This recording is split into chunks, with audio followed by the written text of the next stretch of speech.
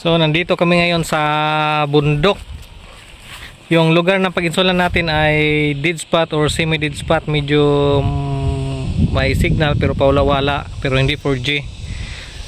So ito yung kasama ko, si Busnas. Single pa to. So ito yung bahay na target ating paglagyan ng piso wifi. Dito yung antenna natin.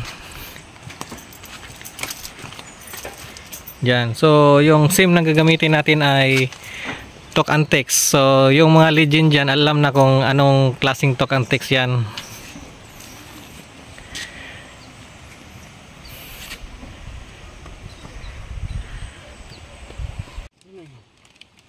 Kani. Kani po sa gamit ko ni. Kani. Huwag ka ng cutter pliers. Kana pong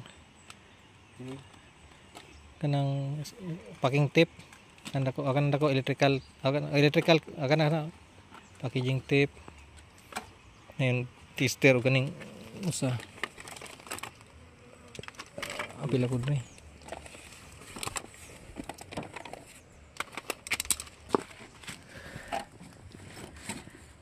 B315 is 936. Wait. Asa dito punta dahil mong kaglutilyo naman tayo ari sa ari o kus belay.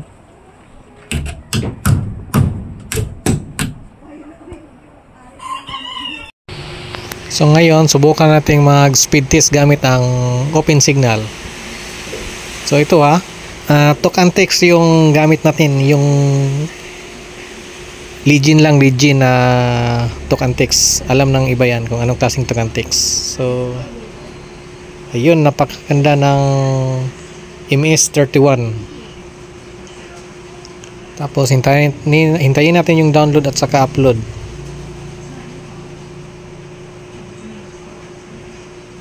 Ayan, so napakalakas ng download. 39 download, 28 upload. So ulitin natin pangalawang test. Pangalawang speed test. Ayan.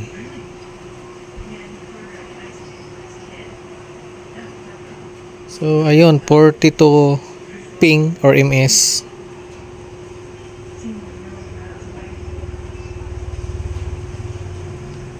Ang ganda ng download at saka upload Ayan, talk and text lang yan talk and text gamit B315 936 open line with band locking. So ayun okay na-install natin ngayon, tapos nag-testing sila sa YouTube.